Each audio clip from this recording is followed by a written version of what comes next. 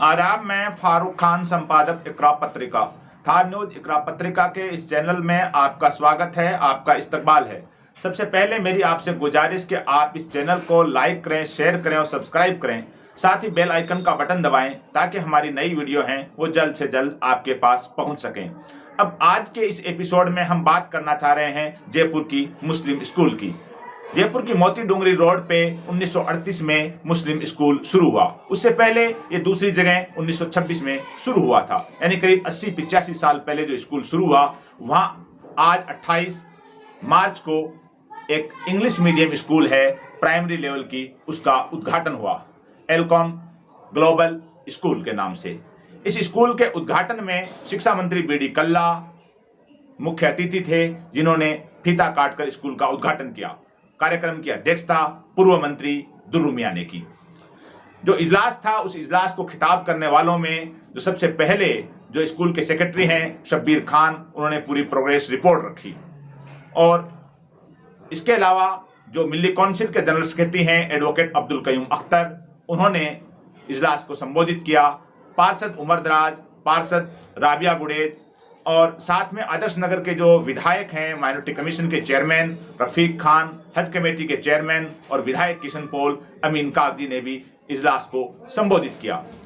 और इसके अंदर जो बातें ये कही गई कि तालीम के मामले में जो कैसे हम प्रोग्रेस कर सकते हैं, और ये स्कूल है, ये कैसे एक बड़े विजन के तौर पे हमने इस स्कूल को कायम किया है, जिसकी शुरुआत की है। अब आज के इस एपिसोड में आप आगे का ये कार्यक्रम पूरा देखिए। आज Elvan global school, Elvan global English medium के स्कूल की शुरुआत हुई है। इसके लिए मैं आप सबको मुबारकबाद देता हूँ। देखिए, किसी भी व्यक्ति को ये पूछो कि आप क्या बनना चाहते हो, विद्यार्थियों से मैं कई बार पूछता हूँ, स्कूल में जाता हूँ तो पहले तो बच्चा कहता है मैं टीचर बनूंगा, क्योंकि वो सबसे पहले टीचर से ही प्रभावित होता है, रात दिन उनके संग पढ़ता है, करता है। फिर कईयों के परिवार में लोग डॉक्टर होते हैं, स्टेथोस्कोप लगाए हुए रहते हैं, तो बच्चा कहता है मैं डॉक्टर बनूंगा।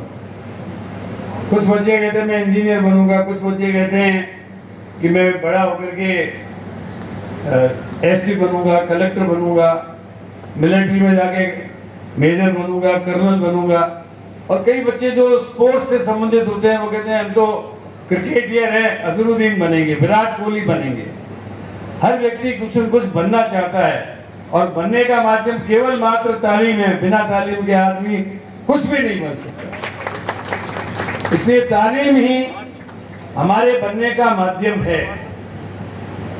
तालीम के माध्यम से व्यक्ति जो लक्ष्य प्राप्त करके चलता है वो लक्ष्य प्राप्त कर लेता है, और उसके लिए अच्छे स्कूल्स की आवश्यकता है।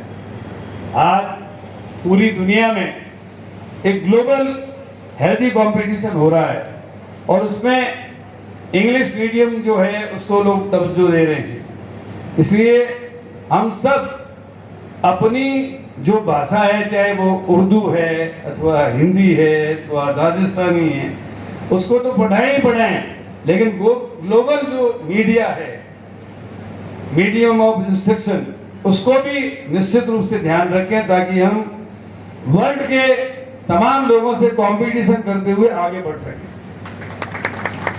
मैं मेरे अनुभव के आधार पर कहना चाहता हूं, आप स्कूल चला रहे हैं, कॉलेज अच्छा चला रहे हैं, लेकिन साथ साथ पीईटी, पीएमटी, आरएएस, आईएएस, जो भी ऑल इंडिया कंपटीशन या स्टेट लेवल के कंपटीशंस हैं, इसके बारे में भी यदि आप यहाँ पर बहुत बड़ा आपके पास स्कूल का भवन है, इसमें बच्चों को, विद्यार्थियों को उसके हिसाब से तैयार करेंगे, पार्ट टाइम क्लासेस लगाकर, तो निश्चित रूप से अकलियत के भाई बहन आरएएस बन सकेंगे, आईएएस बन सकेंगे, अच्छे डॉक्टर, अच्छे इंजीनियर बन सकेंगे। इसके साथ साथ मैं इस स्कूल में पहले भी शिक्षा मंत्री के रूप में यहाँ आया हूँ, और मैंने 2-3 बार यहाँ के फंक्शंस में देखा, बहुत टीम स्पिरिट से यहाँ पे काम होता है। उसको देख के अच्छा लगता है कि सब मिलकर स्कूल को कॉलेज को आगे बढ़ाने में लगे रहते हैं। मैं तो आपको ये विश्वास दिला सकता हूँ, जैसे अमीन भाई और रफीक भाई, ये 1 और 1 11 है, और मैं इसके साथ जुड़ जाऊंगा तो 111 हो जाएंगे। तो स्कूल शिक्षा का काम जो भी आप बताएंगे, कोई सेक्शन बढ़ाने का हो, कोई विषय खोलने का हो, अथवा जो भी मेरे लायक आप काम बताएंगे, मैं अपना फर्ज समझकर उसको पूरा करने की चेष्टा करूंगा।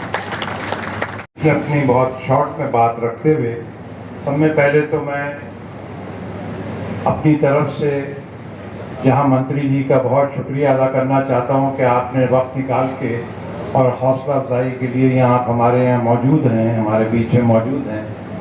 साथ साथ में दोनों एमएलए साहिबान का भी बहुत शुक्रिया अदा करना चाहता हूं कि आपने हर मुद्दे पे जो अपनी आवाज़ उठाई और कोशिश करी और कई जगह कामयाबी आपने हासिल करी, मैं बहुत आपका आभारी हूँ। सब में ज़्यादा मैं आप सबका जो इतनी देर से आज यहाँ आप 12 बजे से यहाँ मौजूद हैं और आप यहाँ इस जोश के साथ यहाँ मौजूद हैं कि जो ये हमारी कमेटी ने, जुबैरी साहब और हमारे शबीर साहब और इलियास साहब ने और कमेटी के मेंबर्स ने जो एक ये चैलेंज के तौर पे जो यहाँ ये पहला कदम उठाया है, और जो लोगों की बहुत मायूसी कई वक्त से थी यहाँ, उसको आपने दूर करना शुरू किया है। तो सिर्फ एक बात मैं कहना चाहता हूँ कि लगभग उसी वक्त जब महाराजा मान सिंह ने ये या 1926 में ये इदारा शुरू किया था, लगभग उसी वक्त से टाइम में महाराजा उमेश सिंह जी ने जोधपुर में ऐसा ही एक इदारा शुरू किया था। तो वहाँ माशाल्लाह ये कहते हुए बहुत खुशी होती है कि यूनिवर्सिटी ऐसी बन गई है जो हम कह सकते हैं कि जामिया और अलीगढ़ मुस्लिम यूनिवर्सिटी के बराबर बनती जा रही है। और सिर्फ उसका कामयाबी का जो मैं समझता हूँ, जो मेरा उनसे चूँकि 40 साल से मेरा संपर्क रहा है, उनसे मेरा मिलना जुलना रहा है, वो जो वहाँ के जो कमेटी वाले थे उन्होंने अपनी ज़िंदगी उसमें सर्व कर दी, और वो जिस डेडिकेशन के साथ उन्होंने अपना घर का नहीं सोच के और जिस डेडिकेशन के साथ उन्होंने जो वो यूनिवर्सिटी बनाई है, बेशक जब उनका काम देखा और उनको सरकार ने मदद दी, पहले 40 बीघा ज़मीन दी, फिर उसके बाद दोबारा और ज़मीन दी है, अभी लेटेस्ट बजट में 15 करोड़ रुपए और दिए हैं। उन्होंने भाग दौड़ करके जैसे भी पैसा इकट्ठा किया, वाकई वो देखने के लायक है। और अभी जो भी जिक्र हुआ था कि आप जाकर देखें उसको, कि हमें फ़ख्र होता है कि हम क्या कर सकते हैं अगर हम वाकई कोशिश करें और हम दिलो जान से लग जाएं। तो मुझे इसी तरह से पूरी उम्मीद है कि ये ना सोचें कि आज आपने छोटा सा स्कूल छोटा सा शुरू किया है 6वीं जमात तक का, पहला कदम जो होता है वो बहुत वही सब में ज़्यादा इम्पोर्टेंट होता है। आपने बहुत अच्छा वो कदम उठाया, आप पहले कर सकते थे मगर ये कोविड की वजह से परेशानी रही। मुझे पूरी उम्मीद है कि अगर इसी डेडिकेशन के साथ और इसी आप जहन के साथ लगे रहे तो आप भी इंशाल्लाह ये एक दिन यूनिवर्सिटी ज़रूर बनाएंगे। और यहाँ सन 1926 में रखी गई थी, और इस बिल्डिंग में यह हाई स्कूल 1938 से चल रहा है, और इसका बहुत अच्छा स्वर्णिम इतिहास रहा है। लेकिन पिछले कुछ सालों से माली ताउन की कमी की वजह से सरकार ने जो एड बंद कर दी थी, उसकी वजह से 2010 के बाद इस स्कूल में गिरावट आई। अच्छे जो टीचर थे वो छोड़ के आपकी सरकारी शिक्षा के क्षेत्र में समावेश हो गए। ये स्कूल जितनी फी उनको तनख्वाह दे सकता था, उतने में हमें जितने भी बेचारे टीचर मिले वो बहुत अच्छे भी नहीं तो बहुत बुरे भी नहीं थे। उन्होंने भी कोशिश की कि यहाँ स्टूडेंट्स की तादाद बढ़ती रहे, लेकिन धीरे धीरे यहाँ स्टूडेंट्स की तादाद कम होती चली गई। और इसका इनकम का कोई जरिया फीस और सिवाय ये दुकानों के किराए के अलावा और कोई नहीं था। और धीरे धीरे ये स्कूल काफी पस्ती की हालत में चला गया। लेकिन 2 साल पहले दिसंबर 2019 में यहाँ इलेक्शन हुए और नई कमेटी ने चार्ज लिया। उसके बाद 3 महीने हम सबको इनको संभालने में लगे और फिर एक प्राकृतिक आपदा कोरोना की शक्ल में हमारे सामने आ खड़ी हुई, जिसने इस स्कूल को नहीं बल्कि देश, प्रदेश, शहर सभी के स्कूल संस्थानों को बंद करवा दिया। और जो तरक्की 2 साल में शिक्षा के क्षेत्र में होनी चाहिए थी वो पीछे चली गई। वो इस स्कूल में नहीं बल्कि पूरे जयपुर शहर, राजस्थान और पूरे देश और पूरे दुनिया के स्कूलों की तालीम की हालत कमजोर हुई। बच्चों की तालीम पे बहुत असर पड़ा। इससे आप और हम सब वाकिफ हैं। मैं शिक्षा मंत्री जी आपकी तवज्जो चाहूंगा कि माइनॉरिटी का ये पहला स्कूल है जयपुर का जो कौम का चल रहा है। प्राइवेट स्कूल बहुत सारे हैं जो चलते हैं।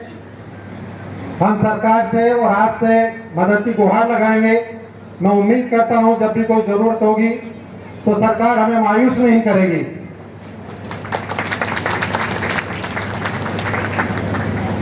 ये स्कूल कोई खास मजहब से ताल्लुक नहीं रखता है। इसमें कोई शक नहीं कि यहाँ ज़्यादा तादाद मुस्लिम बच्चियों की है, लेकिन यहाँ दूसरे मजहब के लोग भी तालीम हासिल करते हैं और तालीम देते भी हैं। मोहतरम नवाब साहब, सदर मोहतरम सेक्रेटरी जनरल और अरकान अंजुमन तालीमुल मुस्लिमीन, मोअज़्ज़िज़ हज़रात, ख़वातीन और बच्चों,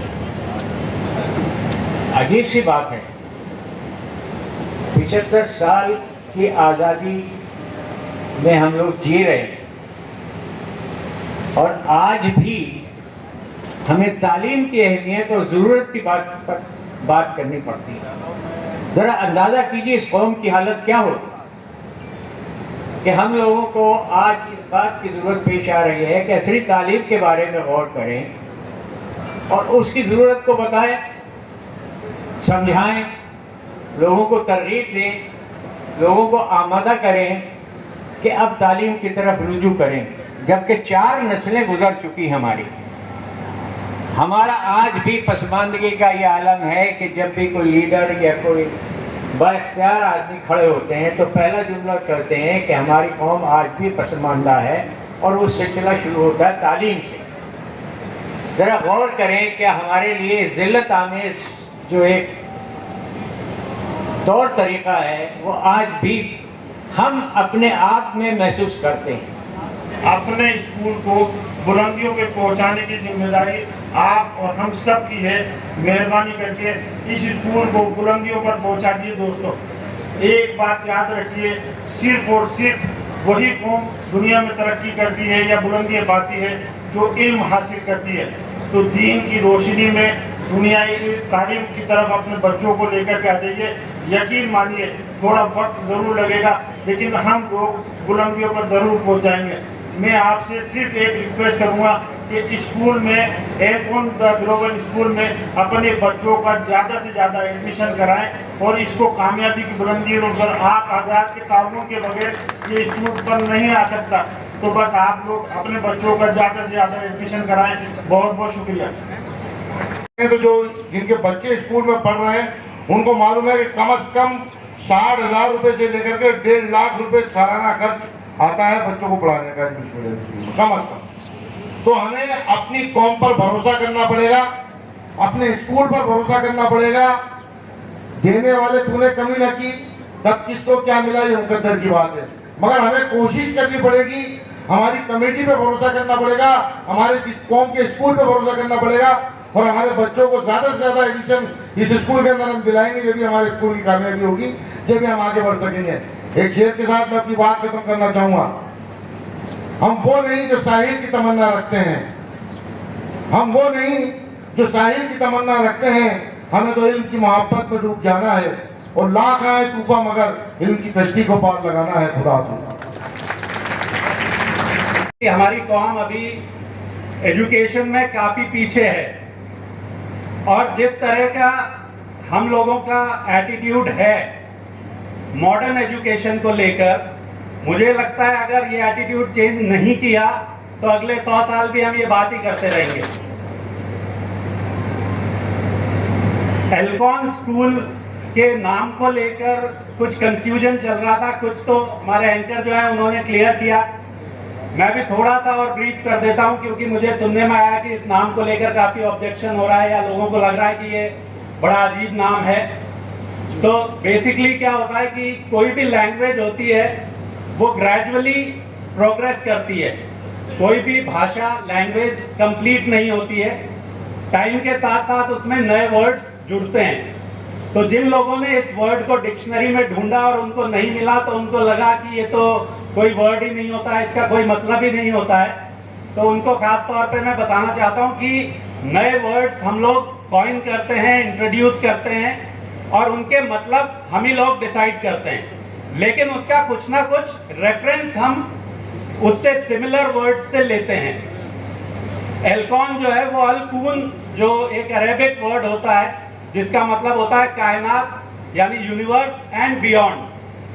सो उस वर्ड को लेकर, क्योंकि उस वर्ड को एज इट इज हम यूज में नहीं ले सकते हैं बिकॉज आजकल जो ट्रेडमार्क और रजिस्ट्रेशन वाला सिस्टम होता है उसमें ऑलरेडी ये वर्ड रजिस्टर्ड है, सो हम लोग वो वर्ड रजिस्टर नहीं करवा सकते। इसका मीनिंग मुझे लगा, जब हमने कमेटी से डिस्कस किया तो सभी को लगा कि हाँ, एजुकेशन को हमें यूनिवर्स एंड बियॉन्ड, मतलब हम चाहेंगे हमारे बच्चों को हम पूरे यूनिवर्स की नॉलेज दें और उसके बियॉन्ड से हमारा जो स्कूल का मोटो है वो ये है कि जो बच्चों को यहाँ नॉलेज दी जाए उनको साथ में कोशिश करें ये भी सिखाने की कि उस नॉलेज को विजडम में कैसे कन्वर्ट किया जाता है।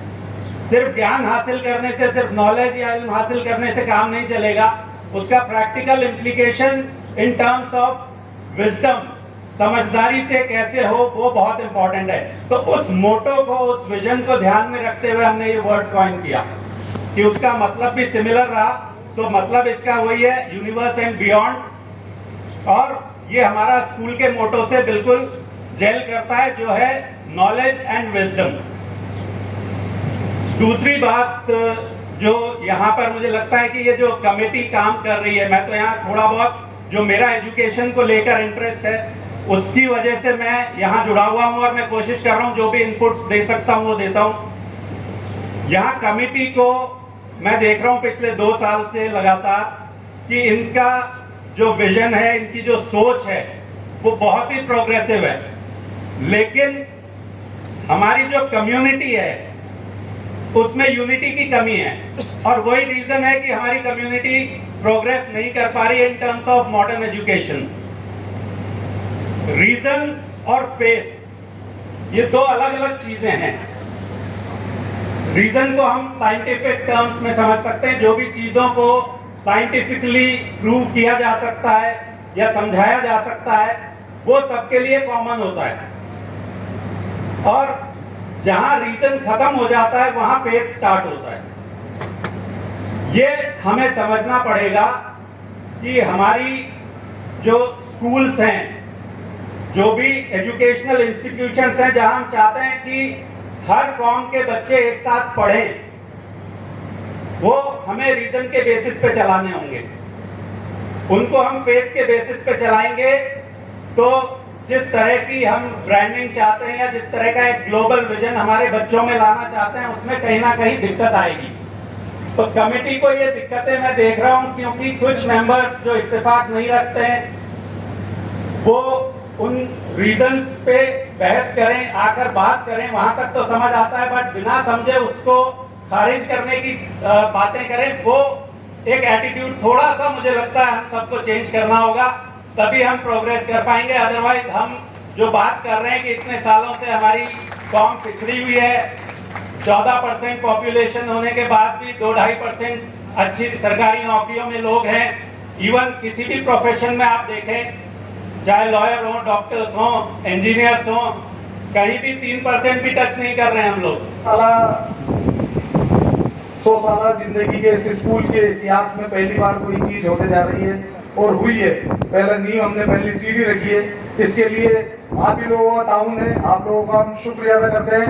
आप लोग सब मेहमान अपना वक्त, कीमती वक्त निकाल करके आए।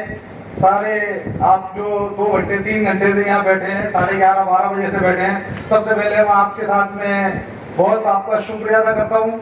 अपने कीमती वक्त में से आपने वक्त निकाला और आगे भी उम्मीद करता हूँ इस स्कूल के साथ में आप इसी तरीके से जुड़े रहेंगे और शाना बशाना कदम ब कदम चल करके इस स्कूल को कामयाबी की तरक्की की तरफ लेके जाएंगे।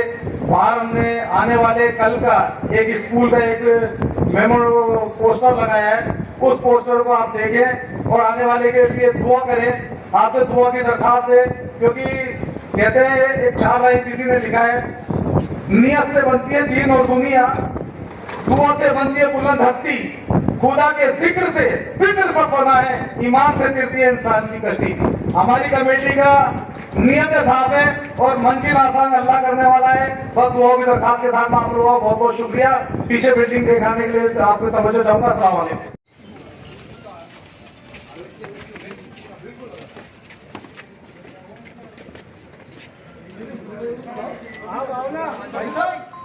भाई साहब आप आओ एक बार, सेक्रेटरी साहब को बुलाओ, सदर साहब को बुलाओ, गुरु अंकल को बुलाओ भाई, वो एक को बुलाओ। बाकी थोड़े लोग नीचे तो जाओ, आप नीचे तो जाओ। हां